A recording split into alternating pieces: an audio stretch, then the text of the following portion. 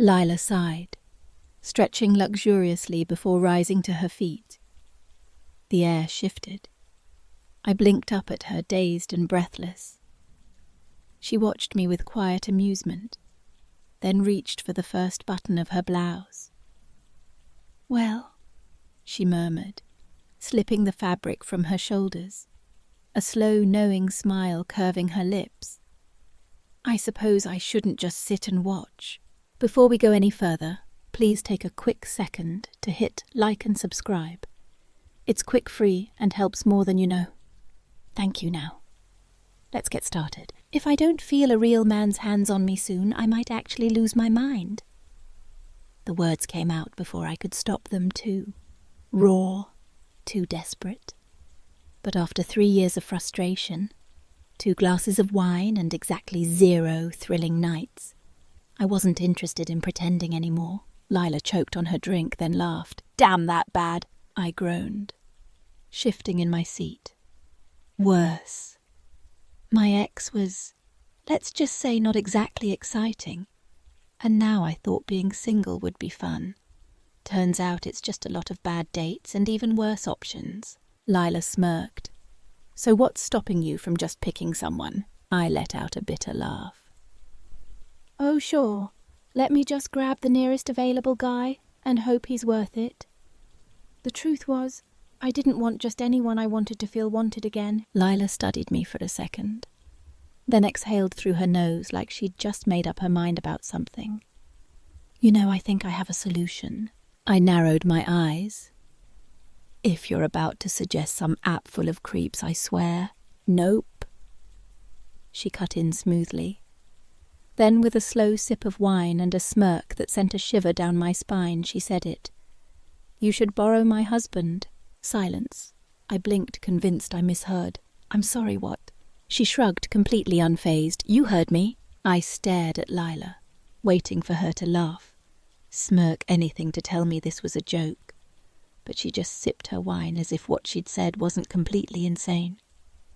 "You heard me," she said again, her voice calm and casual. I let out a nervous laugh. "You can't be serious." "Why not?" Because that's your husband, Lila." I blinked. "Do I really have to explain why that's insane?" Lila leaned in, her eyes glinting with amusement. "I think you're trying a little too hard to sound shocked. You weren't exactly offended by the idea. You were just surprised." "Obviously I'm surprised." My voice was higher than I intended. "Who says something like that?" "A good friend," she smirked. "One who actually cares about your suffering." I groaned, pressing a hand to my forehead. "You make it sound like I'm some tragic case." "You said it yourself, you're miserable." Lila tilted her head, studying me like she already knew the ending to this conversation. "And you deserve better." "You deserve?" I swallowed. "Even if I was crazy enough to consider this, which I'm not, what about him? Does he even know you're saying this?" Lila's smirk widened. "Oh, honey, do you really think I make offers like this without checking first?" A strange heat curled in my stomach. "Wait, you mean he—" She took another slow sip of wine like she was savouring my reaction. "I told him earlier he didn't exactly complain. A pulse of something electric ran through me. I didn't know what I was expecting. But the idea that her husband was already on board. "Oh my God," I breathed. Lila grinned. "Told you he's an incredible man. And trust me, he knows how to take care of a woman. I'd never offer you anything less than the best." My mouth went dry. She set down her glass and leaned in, her voice dropping to something softer, smoother. "So tell me the truth. If you weren't overthinking it, if you just let yourself feel what you want, would you say yes?" I should have laughed. Should have changed the subject. Should have said no. But I didn't. Because deep down, I already knew the answer. Lila must have seen it in my face. Because she exhaled, satisfied. "Thought so." I forced myself to breathe. "This is insane." "Maybe, but doesn't it sound exciting?" I didn't respond. Couldn't Lila watched me closely, her finger hovering over her phone. "Last chance. Tell me to stop and I will." Silence. I parted my lips, ready to say something, anything, but nothing came out. Lila smirked, then tapped the screen. A single message, "Come now," sent with a quiet ping. She met my gaze and smiled. "He's on his way." It didn't take long for him to arrive. A knock at the door. A slow exhale from Lila. My pulse hammered. She stood smoothing her dress. "Nervous?" I swallowed. Nodded. She smiled like she expected that, then opened the door. And there he was. Tall, confident, unshaken by what was about to happen. Lila smirked. "You're early." Her husband stepped inside, his eyes already on me. Not in a rushed way, not in an obvious way, but in a way that told me he knew. "You're even prettier than she said." Yeah. My stomach flipped. Lila laughed, looping an arm around his "told you." He gave me a slow, deliberate once-over, not overt, nothing obvious, but I felt it. "So this is her?" "This is her," Lila confirmed. His lips curved slightly. Not a smirk, not a smile, just approval. Lila turned to me, extending a hand. "Shall we?" My breath caught. This was it. The last moment to walk away.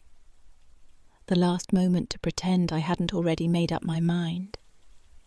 I didn't take her hand, I didn't have to. Because before I could even decide, he reached for my other hand, and just like that we went together. The moment the door shut behind us, his hands were on me. There was no hesitation, no slow build-up, no uncertainty, just raw heat. His mouth captured mine instantly, deep and unrelenting, sending a rush of sensation through me. It was electric, breath-stealing, intoxicating. I melted into him, my body pressing against his, as his hands roamed my back, firm, claiming deliberate. Lila's soft laugh echoed behind me. "Now that's better," she murmured, her voice rich with amusement. Then her hands glided over my shoulders, a delicate contrast to his firm grip. A shiver ran through me. I barely had time to react before she reached for the straps of my dress, slipping them down inch by inch. The warmth of his breath against my skin, the slow teasing pressure of Lila's touch. I was completely surrounded, completely lost in it. And I didn't want it to stop. The dress pulled around my waist, and Lila exhaled softly, her voice a silky whisper against my ear. "You're stunning like this," she said. His lips moved along my collarbone, deliberate, steady. "Still nervous," Lila murmured. I didn't answer. Couldn't. Not when his hands settled on my waist. Confident, guiding me backward, I sank onto the mattress.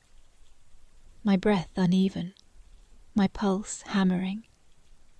He followed, moving with unshaken assurance, his presence filling every part of my awareness. Lila sighed, stepping away. I barely registered it, not until I heard the soft rustle of fabric as she settled onto the couch nearby. "Go on, baby," she purred, her voice smooth and teasing. Let her feel what I already know. A deep sound rumbled in his chest. Then his touch drifted lower, trailing heat in its wake. My breath caught. A wave of sensation rolled through me, my body responding instinctively. His hands held me steady, firm yet measured, guiding me deeper into the moment. Lila hummed in approval.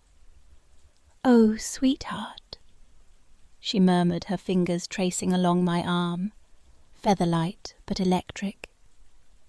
"You should see yourself right now." Heat flushed through me. I should have been thinking I wasn't. I was completely lost in it. His touch, his presence, the way Lila's voice sent a fresh thrill through me. Lila leaned forward slightly, her fingertips ghosting over my skin in slow, lazy circles. "See," she whispered. "I told you he was good." I barely heard her. I couldn't focus on anything but the slow, spiraling pleasure unraveling me. Lila sighed, stretching luxuriously before rising to her feet. The air shifted. I blinked up at her, dazed, breathless. She watched me with quiet amusement, then reached for the first button of her blouse. "Well," she murmured, slipping the fabric from her shoulders, a slow, knowing smile curving her lips. "I suppose it's time I joined the fun." Lila's blouse slid from her shoulders, the fabric gliding down in a slow, deliberate motion. She moved toward me, her steps unhurried, her presence undeniable. My breath came fast, unsteady, my pulse hammering beneath my skin. Her fingers found my arms, a feather-light trace from my shoulders down to my wrists, sending a new kind of thrill through me. "She's ready," Lila murmured, her voice a slow, knowing promise. Her husband exhaled deeply, his hands settling against my waist, steady and sure. The moment stretched thick with unspoken understanding. I barely registered the way my fingers curled into him, needing something to hold on to. Then everything shifted. A wave of sensation rolled through me, stealing the air from my lungs. Lila's breath warmed my ear, her voice soft but insistent. "That's it," she whispered. "Let it happen." His hands guided me, leading me deeper into the moment, slow and unrelenting. I felt completely taken, surrounded. Lila's fingertips traced over my arm, his presence pressing in, anchoring me in something I could no longer resist. The intensity built too fast, every motion sending warmth spiraling through me. Lila's lips brushed against my jaw, her touch firm, deliberate. "Breathe, sweetheart," she purred. "Feel every second of it." I shuddered beneath them, my body tightening, coiling, the pressure rising higher, sharper. Every movement was fluid, controlled, pushing me closer to the edge of something inevitable. Lila's mouth traced over my collarbone, her touch heightening every sensation. "You're stunning like this," she murmured. I barely heard her. I was too lost in it. The warmth, the pull, the steady rhythm, driving me forward.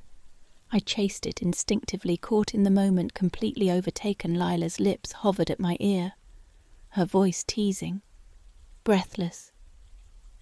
"Let go," I gasped, trembled.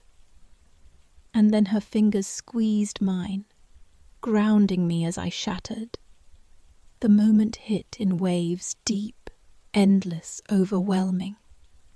A soft sound escaped me, the release unraveling every last ounce of control. His hold tightened, drawing out the last of it, deep and consuming.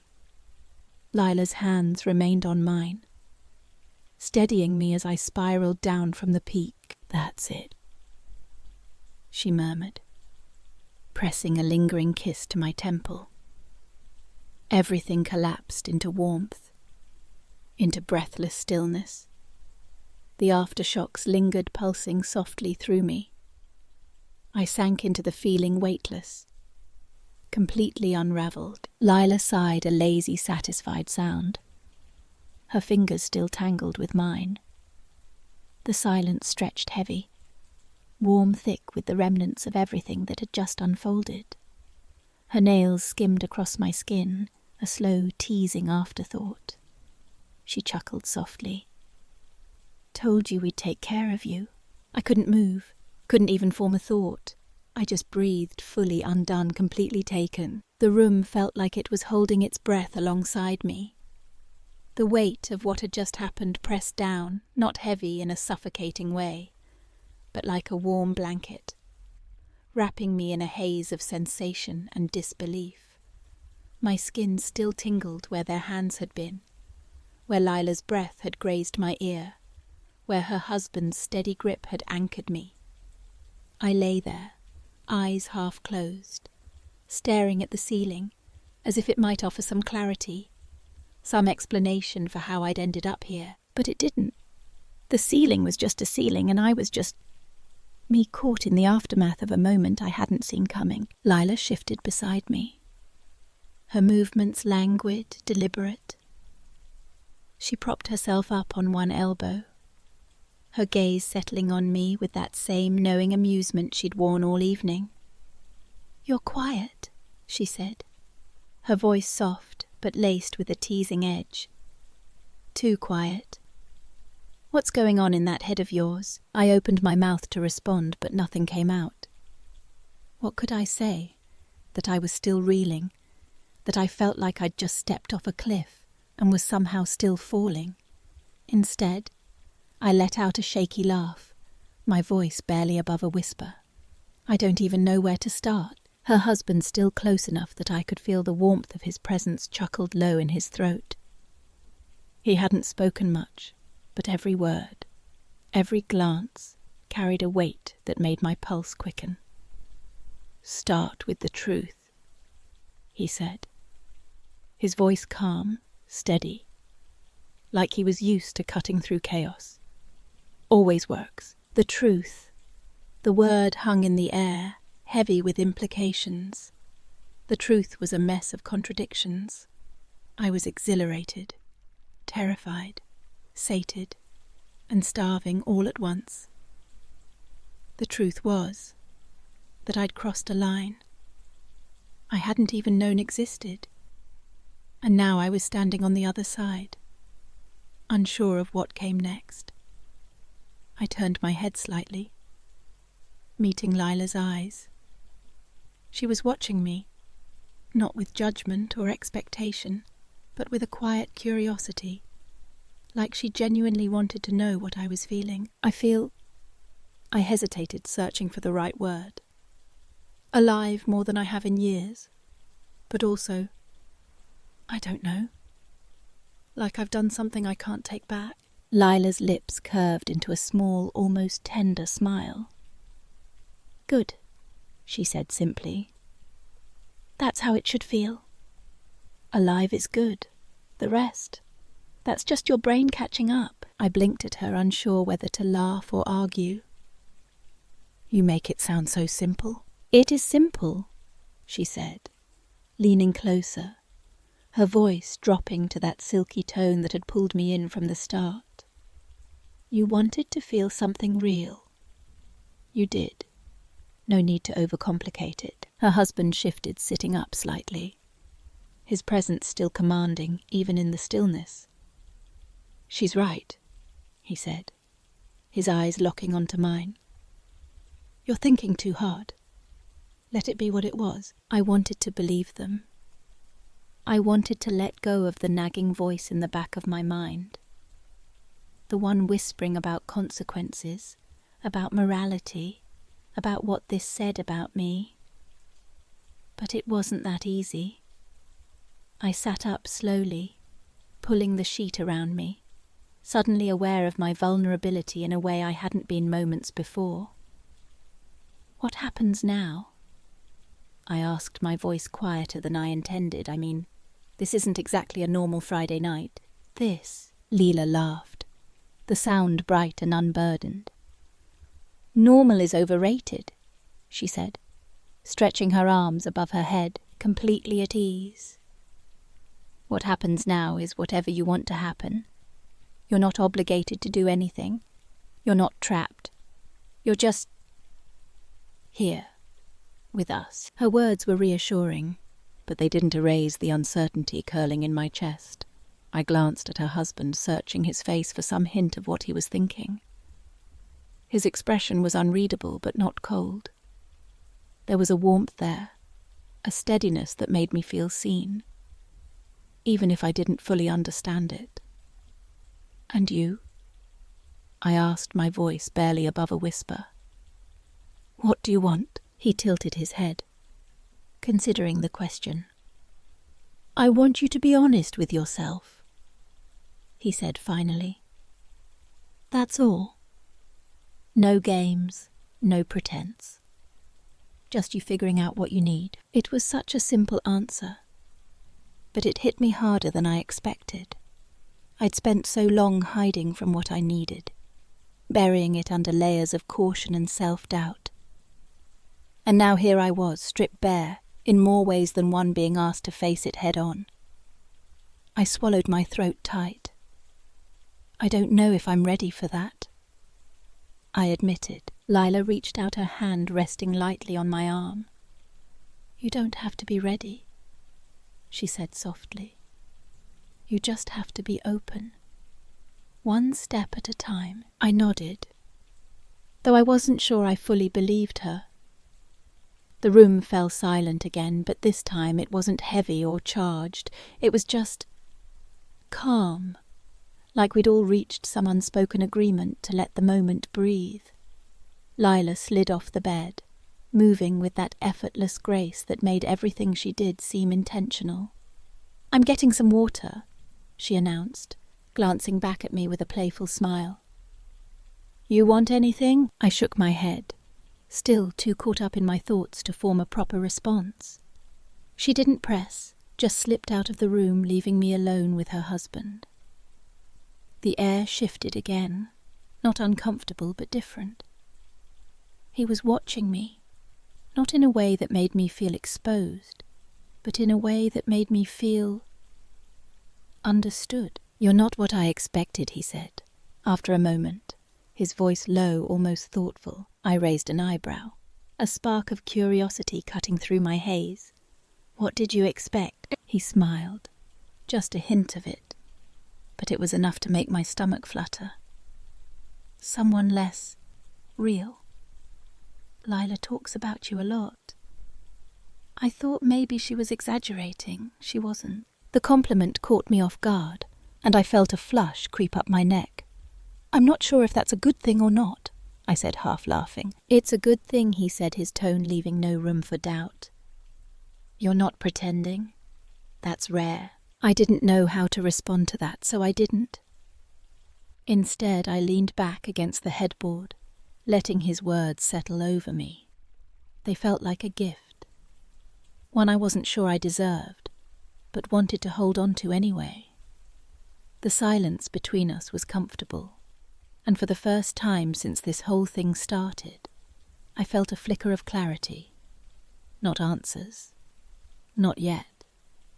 But the beginning of something I could build on. Lila returned a moment later, carrying a glass of water and a bottle of wine. "I changed my mind," she said with a grin, setting the bottle on the nightstand. "Water's fine, but wine's better." She poured 3 glasses, handing one to me and one to her husband, before settling back onto the bed, cross-legged and completely at ease. "To new experiences," she said, raising her glass in a mock toast. I hesitated, then clinked my glass against hers, a small smile tugging at my lips. "To new experiences." I echoed my voice steadier than I felt. Her husband raised his glass, his eyes meeting mine. "To honesty," he added. We drank the wine cool and sharp against my tongue. It grounded me, pulling me back into my body, into the reality of this moment. I wasn't sure what I'd expected when I agreed to this. Maybe chaos, maybe regret. But this wasn't it. This was something else. Something I didn't have a name for yet. As the night wore on, we talked. Not about what had happened, not directly, but about everything else. Lila told stories about their travels. Her husband chimed in with dry, witty comments that made me laugh harder than I had in months. I shared bits of my own life, small pieces I hadn't realized I was ready to let go of until they were out in the open. It was easy, natural, like we'd been here before. Like this wasn't the first time we'd crossed paths in such an intimate way. But beneath the laughter and the casual conversation, there was an undercurrent of something deeper. Every time Lila's hand brushed mine, every time her husband's gaze lingered a little too long, I felt it a reminder of what we'd shared, of the line we'd crossed. It wasn't uncomfortable, but it was there. A quiet pulse that kept me tethered to the moment. Eventually the wine ran low and the conversation slowed. Lila yawned, stretching out across the bed with a contented sigh. "I could stay up all night," she said, "but I'm not sure my body agrees." Her husband chuckled, standing to gather the empty glasses. "You say that every time," he said, his tone fond, familiar. "And every time you're out like a light in 10 minutes. She swatted at him playfully, but there was no real heat in it. "Rude," she muttered, though her smile betrayed her. I watched them, the easy way they moved around each other, the unspoken trust that underpinned every gesture. It was beautiful, in a way I hadn't expected. I'd thought this night would be about me, about filling some void I'd been carrying for too long. But it was more than that. It was about them too, about the way they loved each other, the way they'd opened their world to me without hesitation. "I should go." I said the words slipping out before I could second-guess them. It wasn't that I wanted to leave, not really. But the weight of the night was starting to settle, and I needed space to process it. Lila sat up, her expression softening. "You don't have to," she said. "You're welcome to stay." I shook my head, offering a small smile. "I know, and I appreciate it, but I think I need to be alone for a bit, just to think." Her husband nodded, his expression unreadable, but not unkind. "Take your time," he said. "No rush." I stood gathering my things, suddenly hyper-aware of every movement. Lila walked me to the door, her hand resting lightly on my back. "You're okay, right?" she asked, her voice quieter now, more serious. I nodded, though I wasn't entirely sure it was true. "I'm okay," I said. "Just a lot to take in." She smiled, pulling me into a quick, warm hug. "You'll figure it out," she said. "And if you don't, you know where to find me." I laughed, the sound lighter than I expected. "Yeah, I do." The night air was cool against my skin as I stepped outside the city, humming softly around me. I walked slowly, letting the events of the evening replay in my mind. There was no regret. Not exactly, but there was a question. A big looming question about what this meant for me, for my future, for the person I was becoming. The days that followed were strange. I went through the motions of my life work errands, the occasional coffee with a friend, but everything felt different, like I was seeing the world through a new lens. I kept expecting the guilt to hit, the shame that society told me I should feel, but it didn't come. Instead, there was a quiet sense of empowerment, a realization that I'd taken a risk and come out the other side stronger, more certain of what I wanted. Lila texted me a few days later, a simple message. "You good?" I stared at it for a long time before replying. "Yeah, I think I am." And I meant it. We met for coffee a week later, just the two of us. She was the same. Lila vibrant, confident, unapologetic. But there was a new layer to our friendship now, a closeness that hadn't been there before. We didn't talk about that night. Not directly. But it was there in the way she smiled at me, in the way I didn't shy away from her gaze. "You look different," she said at one point, stirring her coffee with a thoughtful expression. I raised an eyebrow. "Different how?" She shrugged her lips, curving into a familiar smirk. "Lighter, like you're carrying less." I thought about that for a moment, then nodded. Maybe I am. The truth was, I'd spent so long defining myself by what I lacked: excitement, connection, passion, that I'd forgotten how to just be. That night with Lila and her husband hadn't fixed everything, but it had cracked something open inside me, something I was only just beginning to explore. It wasn't about them. Not really. It was about me. About the version of myself I was finally ready to meet. Life didn't change overnight. I still had bad dates, still had moments of doubt, but I also had moments of clarity. Moments where I felt like I was exactly where I was supposed to be. I started saying yes to things I would have shied away from before: new experiences, new people, new risks. And every time I did, I thought of Lila's voice in my ear, urging me to let go, to feel every second of it. Months later, I ran into her husband at a mutual friend's party. He was alone, standing by the bar, with that same quiet confidence that had drawn me in. That night, I hesitated, unsure if I should approach, but he caught my eye and smiled, nodding me over. "Didn't expect to see you here," he said, handing me a drink without asking if I wanted one. I took it, my fingers brushing his for a fleeting moment. "Didn't expect to see you either," I said, matching his easy tone. We talked for a while. Nothing heavy, just light conversation about the party, the city, the weather. But there was an undercurrent, a shared history that made every word feel like more than it was. Before we parted ways, he looked at me, his expression serious for the first time. "You're doing all right," he said. Not a question, but a statement. I smiled, feeling the truth of it in my bones. "Yeah, I am." He nodded like that was all he needed to hear good. I watched him walk away, a strange mix of gratitude and nostalgia settling in my chest. That night had been a turning point, not because it defined me, but because it reminded me that I could choose my own path.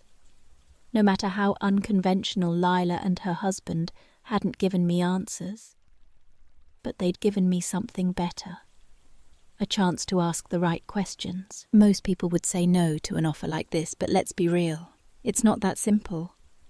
Would you take the risk, or is this a disaster waiting to happen? Let's debate in the comments. I want to hear every take.